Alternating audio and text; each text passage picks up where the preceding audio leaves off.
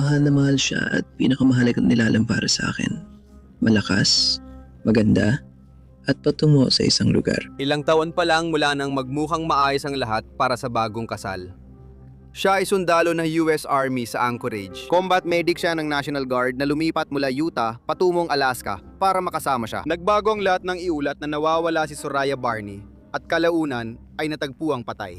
At ang mga ebidensya laban sa sarili niyang asawa ay maaari magpakulong sa kanya ng maraming taon.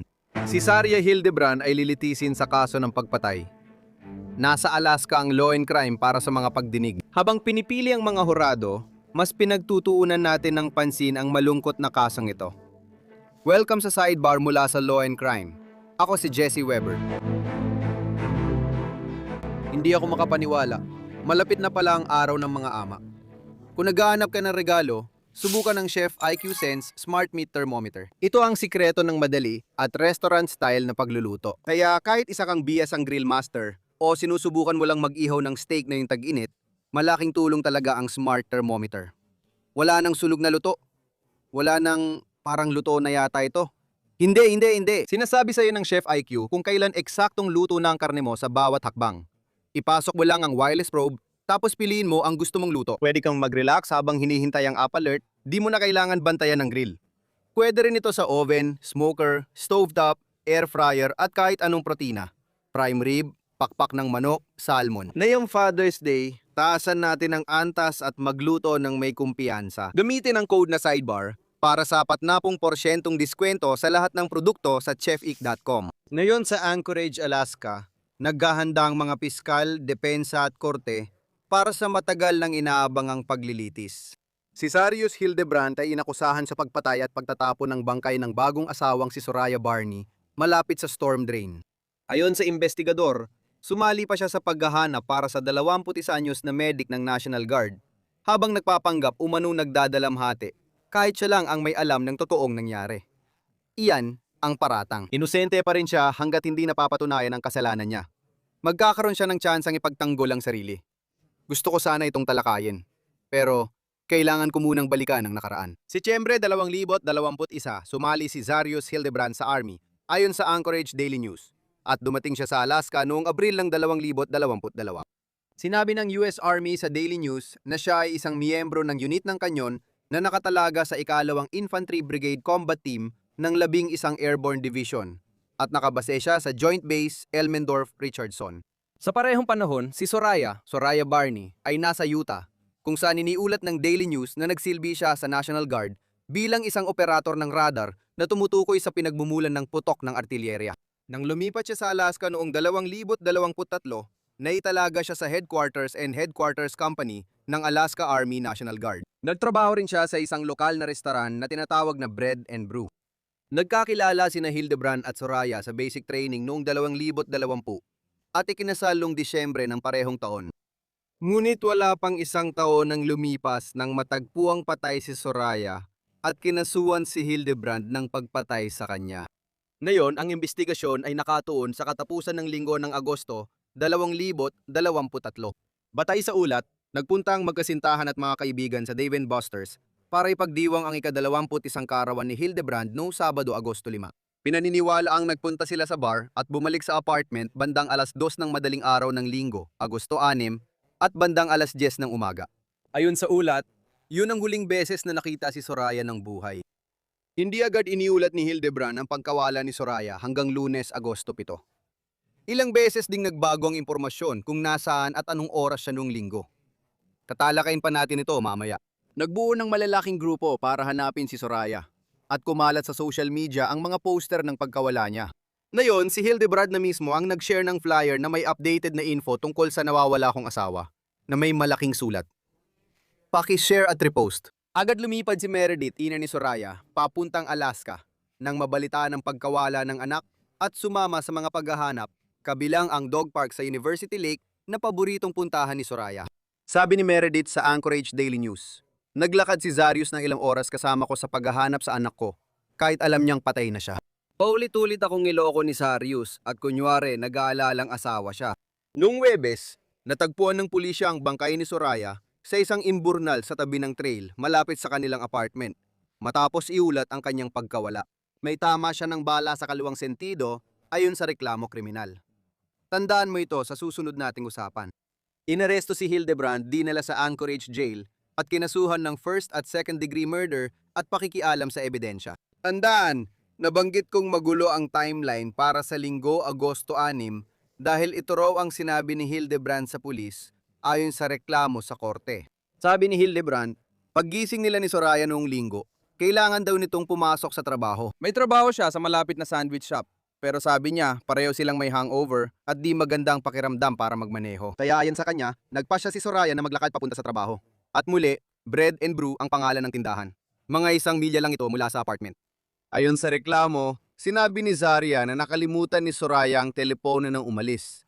Pero dinala niya ang pitaka at wallet. Sinabi ni Zaria na nalaman niyang nawawala si Soraya nang sunduin niya ito bandang alas 7 ng gabi at hindi raw ito nakarating sa trabaho. Sinabi ni Zaria na mula noon ay hinahanap na niya si Soraya. Ayon kay Zaria, napunta niya ang bahay ng lahat ng kaibigan, tinawagan ng mga magulang ni Soraya at nakausap lahat ng ospital at kulungan. Ayon kay Zaria, nagmamaneo siya sa kanilang lugar nang tawagan niya ang pulisya 36 na oras matapos makita si Soraya na umalis ng bahay.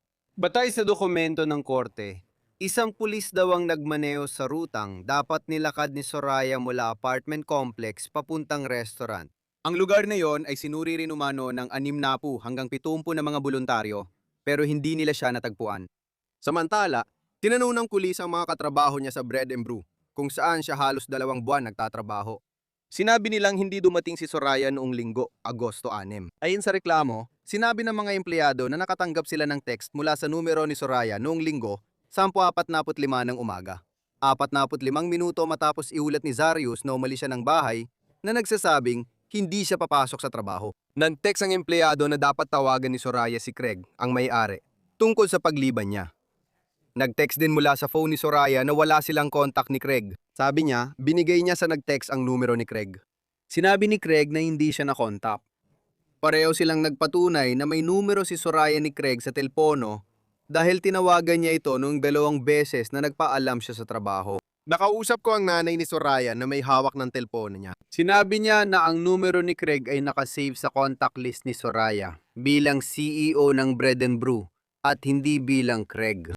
Interesante ang impormasyong yan dahil mukhang hindi si Soraya ang nagpadala ng mga mensahe, kundi isang taong hindi alam ang tamang proseso ng pagpaalam sa trabaho at hindi alam na nakasave na roon ang numero ni Craig. Nakasave ang numero ni Craig sa contacts, pero hindi sa kanyang pangalan. Ayon sa reklamo, natuklasan ng pulis na may tumawag sa 911 bandang 2:45 ng madaling araw. Nung linggo, may nagsabi na may narinig silang malapit na putok ng baril. Nang rumesponde ang pulis, wala silang nakita at isinara ang tawag.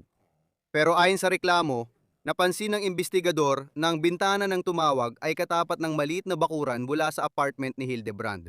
Noong Martes, isang araw matapos siyang iulat na nawawala si Soraya, nakipag-usap umano si Hildebrand sa mga pulis sa apartment at sinabi niyang umalis ito bandang alas 10 ng umaga para maglakad papuntang trabaho, suot ang kanyang uniforme sa trabaho. Nang tanungin ng pulis ang kaibigan ni Soraya, sinabi nitong hindi talaga balak ni Soraya pumasok nung linggo at nagpaalam na siyang mag-a-absent. Ngayon, baka nagbago siya ng isip, pero kahina-hinala pa rin. Sa reklamo, isinulat ng investigador na tinanong ko si Zarius tungkol sa text mula sa telepono ni Soraya papunta sa trabaho ng 10:45 matapos siyang umalis, gayong nasa bahay pa rin ang telepono. Itinanggi niyang siya ang nagpadala ng text at di niya maipaliwanag kung paano nangyari yon. Simula pa lang ito ng mga kahina-hinalang ebidensya, kilos, at pabago-bagong kwento na nakalap ng investigador na sinasabing patunay ng masamang nangyari. Tatalakayin ko pa ito. Gusto kong linawin na si Zarius Hildebrand, ang akusado, ay inosente hanggat hindi napapatunayang nagkasala. Kaya gusto kong talakayin lahat ito at hindi ko ito gagawin mag-isa. Tatawagin ko ulit si Ate Eric Fatis, Criminal Defense Attorney, dito sa sidebar. Salamat, Eric. Ngayon, bago pa tayo sumabak sa mas marami pang paratang, mas marami pang reklamo kriminal, at mas marami pang umano'y ebidensya, gusto kong iparinig sa iyo ang isang bagay. Ito ang nanay ni Soraya, si Meredith, na nakausap ng aking kasamahan na si Anjanette Levi tungkol sa paghahanap sa kanyang anak kasama si Hildebrand bago niya nalaman ang sinasabi niyang katotohanan. Heto ang sinabi niya. Tinawagan ako ni Zaria noong Lunes ng gabi mula sa kanyang cellphone. At sinabi niya sa akin na kakalagay lang niya ng ulat na nawawalang tao sa pulis. Parang inaakay na kami ng kapatid ko sa iba't ibang lugar dahil humiwalay kami sa grupo ng army. Pero bukod doon, parang ganito lang. Ito ang kanyang telepono, ito ang kanyang computer. Parang halo-halo talaga ang naramdaman ko at agad kong naisip na hindi ito tama mula noong natanggap ko ang tawag. Kaya Eric, ibig kong sabihin, pwedeng ilahad yan sa iba't ibang paraan, di ba? Pwedeng iba-iba ang pagkakapaliwanag ng bawat panig. Sa isang banda, pwede mong sabihin na kung siyang pumatay sa kanya, talagang baluktot yung detalye na yon, sinusubukan niyang pagtakpan ng ginawa niya. Parang gusto niyang palabasin na wala siyang kinalaman. Kung inosente siya at wala siyang alam dito, baka ginagawa lang niyang lahat para hanapin ang nawawala niyang asawa. Una kong tanong, kaya ba niyang magpatotoo kung ipapatawag siya sa witness stand? Sa tingin ko, oo, Jesse, malamang ay isa iyong pag-amin ng kalabang panig. Kaya kung siya ay papatawag ng prosekusyon, maaari niyang sabihin ang anumang pahayag na ginawa sa kanya ng akusado na may kaugnayan sa kaso. At tiyak na ang mga pahayag na maaari ituring na pagtatangkang iligaw ang investigasyon, tabi lang na ang tungkol sa ina ng diumanay biktima, ay magiging napakahalaga. Itong buong sitwasyon na nabanggit ko kanina, yung pagpasok sa trabaho, di ba? Yung paglalakad niya papuntang trabaho na sinasabing may hangover sila. Kaya naglakad siya papuntang trabaho na 1 milya ang layo. At pagkatapos yung text mula sa telepono na mukhang hindi galing sa kanya kasi parang hindi alam ng nagpadala ang protocol o na si Craig ay nakasave sa phone niya. Paano natin tatalakayin ang natitirang ebidensya? Pag-usapan natin ang mga bahagi nun. Gaano ito ka-incriminating? Jesse, mukhang problema talaga para kay Hildebrand ang mga text. Sinabi niya sa pulis na iniwan niya ang telepono sa bahay nung pumasok sa trabaho. Pagkalipas ng 45 minuto matapos niyang sabihing aalis siya, may natanggap na text mula sa telepono niya. Sino kaya ang nagpadala nun? Makikita sa mensahe na hindi ang biktima ang sumulat nito dahil nakasave na sa kanyang telepono ang numero ng boss niya. Ngunit, ibang pangalan ang ginamit. Ang nagpapanggap na biktima ay hindi ito alam. Kaya malamang magtatanong siya, gaya ng ginawa ng nag-text.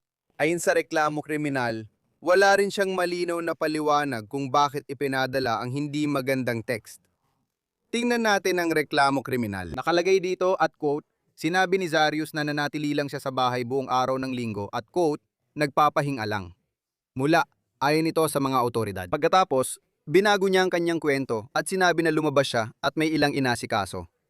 Sinabi ni Zarius sa mga investigador na hindi talaga siya nag-alala tungkol sa kanyang asawa hanggang 10:00 ng gabi. Lumabas siya at nagmaneo sa paligid ng lugar nila para hanapin siya. Ayon kay Zarius, naghintay siya hanggang Lunes ng gabi bago mag-ulat dahil baka matagpuan niya ang asawa at baka hindi lang nagkaintindihan. Eric, nakita natin na mahalagang salik ito sa maraming kaso. Kailan tumatawag ang partner, kailan tumatawag ang mahal sa buhay sa mga autoridad. At maaari itong agad-agad, maaaring ilang oras pagkatapos o ilang araw pagkatapos. Minsan, ginagamit ito ng mga piskal. Sa tingin mo, paano ito nakakaapekto dito? Paano ipapaliwanag ng isang abogado ng depensa yon?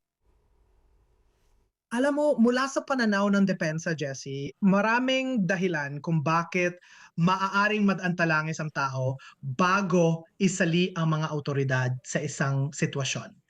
Alam mo, wala akong ganong impormasyon tungkol sa uri ng kanilang relasyon, kung paano ito naging sa mga nakaraang buwan. Alam mo, nagkaroon ba sila ng mga problema, nagkaroon ba sila ng mga pagtatalo.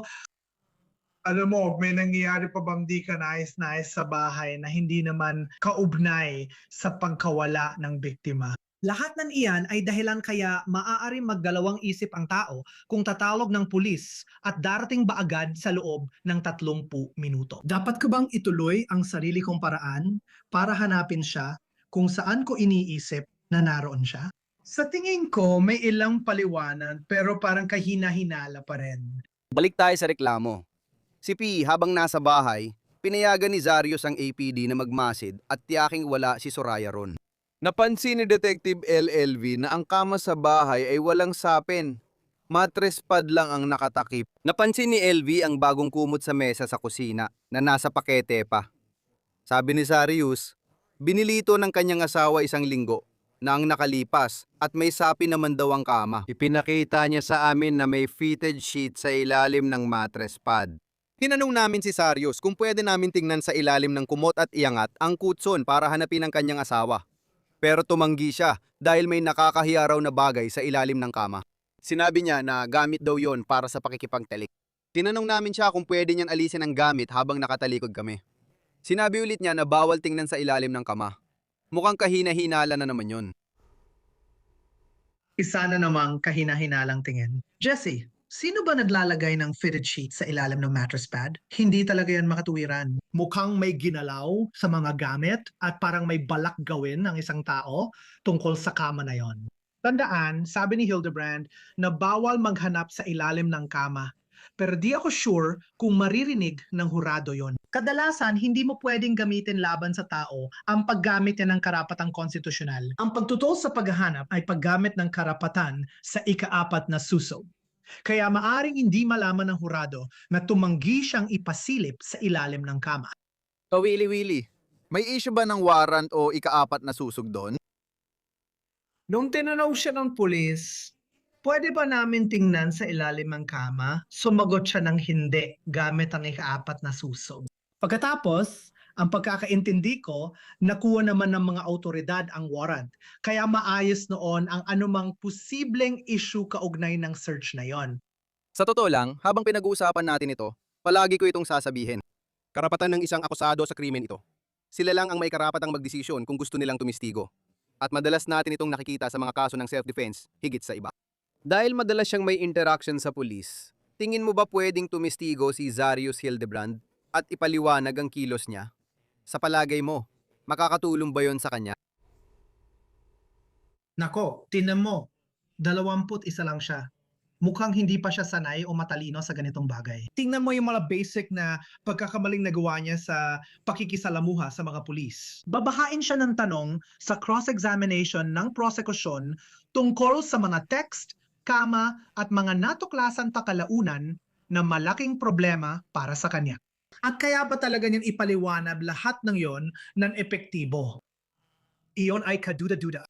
Sige, magpatuloy tayo dahil isa pang kahina-hina lang detalye na nadiskubre ng mga investigador ay ang di umani pagpunta ni Hildebrand sa iba't ibang tindahan. Tandaan, una niyang sinabi na nakahiga lang siya buong araw ng linggo, nagpapahinga. Tapos bigla niyang binago ang kwento at sinabing may mga inasikaso siyang mga bagay. Ano ang mga yon? Ayon sa reklamo kriminal, natukoy ng mga investigador na si Sarius Hildebrand ay pumunta sa Fred Meyer's grocery store ng 3 beses noong linggo. Si P, isang pagbili noong 12, 26 ng tanghali, isa pa noong 6:12 ng gabi at isa pa noong 10 ng gabi. Bumili siya ng isang garapan ng marinara sauce, isang set ng kumot na kapareho ng tatak na nasa mesa, isang takip ng kutson, hydrogen peroxide, isang walang lamang spray bottle, at ilang iba't ibang personal na gamit para sa kalinisan. Eric, bumibili lang ako ng kung ano-ano. Piliin mo kung aling sa tingin mo magagamit sa krimen o pagtatakip. O ba bumibili ako ng gamit para pagtakpan ng krimen at ng iba pang bagay gaya ng marinara sauce para magmukhang normal? Hindi ko alam. Ikaw ang magsabi. Alam mo, yung listahan ba niya ng mga bibilin sa grocery ay pinamagatang mga gamit na kailangan para pagtakpan ng isang crime scene? Kasi parang ganun ang mga binili niya.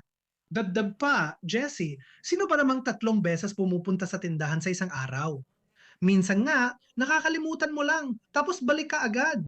Pero babalik ka pa ng 3 beses kada 4 na oras at titignan pa ang mga binili niya. At magsisimula ka ng mag-isip sa sarili mo, may mga panlinis, may iba pang mga gamit na pwedeng gamitin para magtago ng ebidensya para umiwas na madiskubre. Parang lumiit na ang mundo niya habang nire-review natin ang mga detalye. Sa madaling sabi, mahirap kwestiyonin ng akusado ang record ng mga binili. Dahil may surveillance footage ng pagpasok niya. Minsan may camera pa, nakitang-kita kang bumibili ng mga gamit. May mga resibo rin, kaya mahirap talagang itanggi. Ngayon, noong Miyerkules ng linggong yon, gusto kong pumunta sa bahaging ito.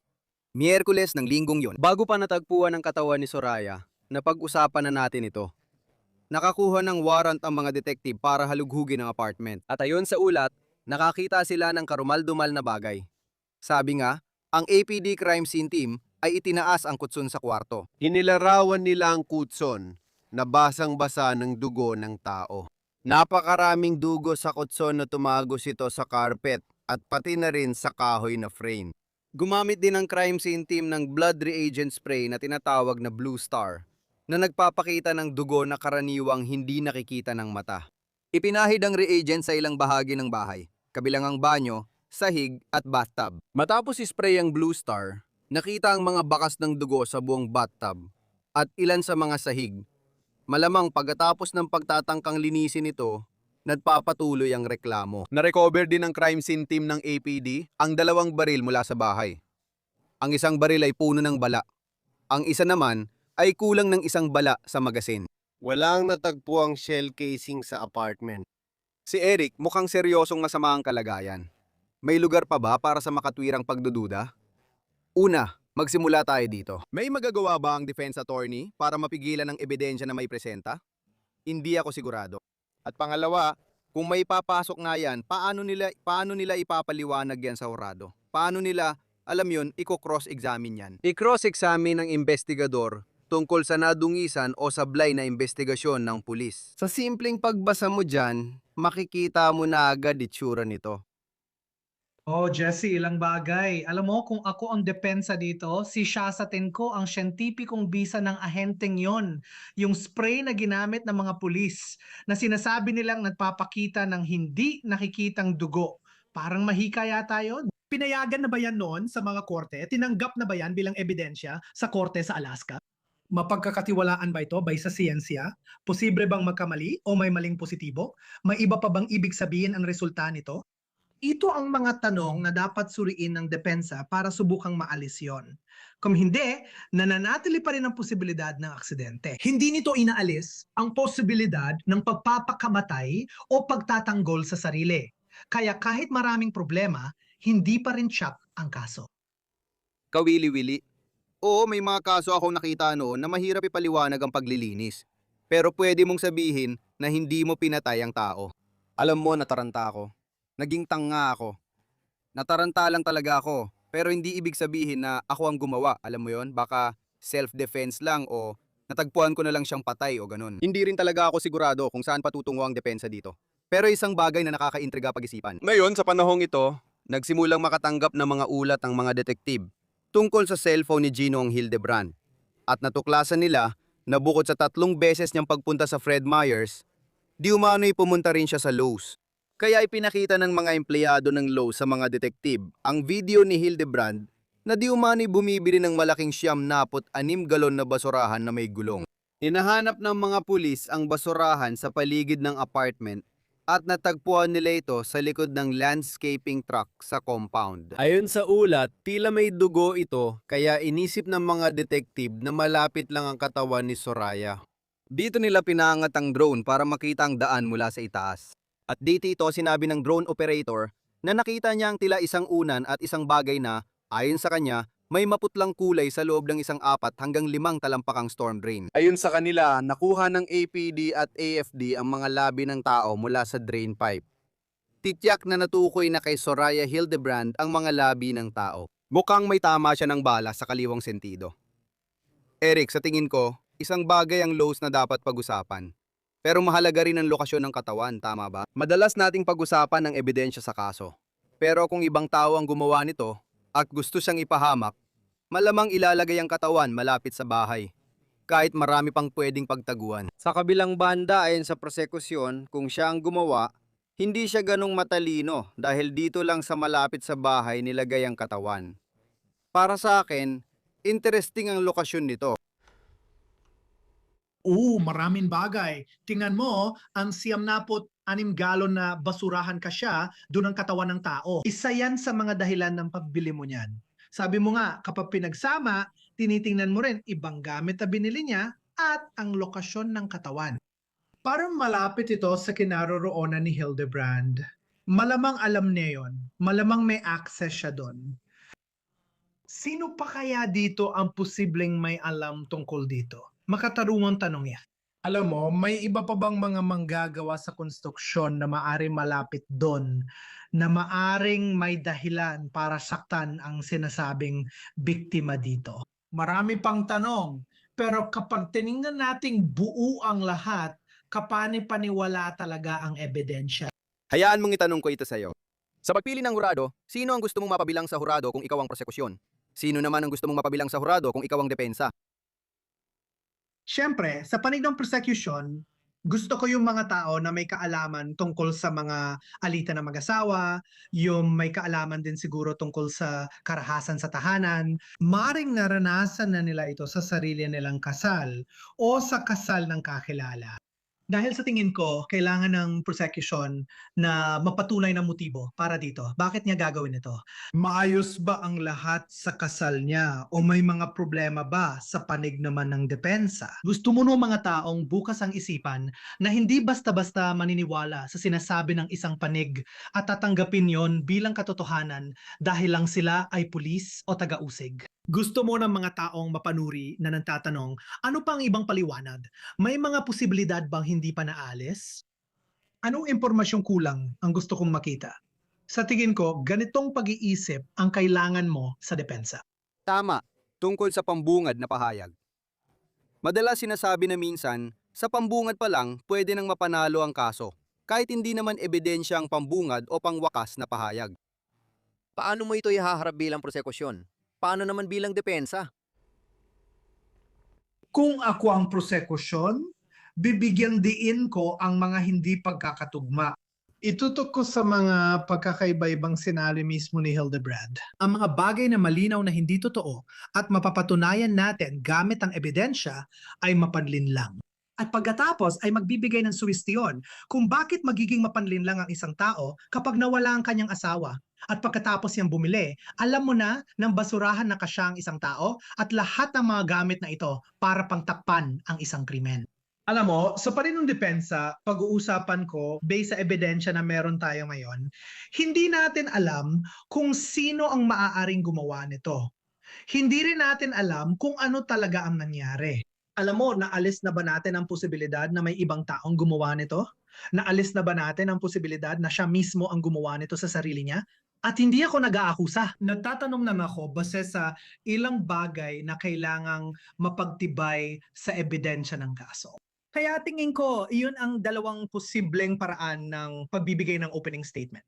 Isa pa, ayon sa mga panayam ng Anchorage Daily News sa mga kaibigan at pamilya, inilarawan nila si Soraya bilang magiliw, tapat, masipag, may matibay na layunin at malapit sa pamilya. Isang kaibigan na nakatrabaho niya sa Utah, si Kylie Clark, ang nagsabi sa Daily News na talagang nagsikap siya sa trabaho.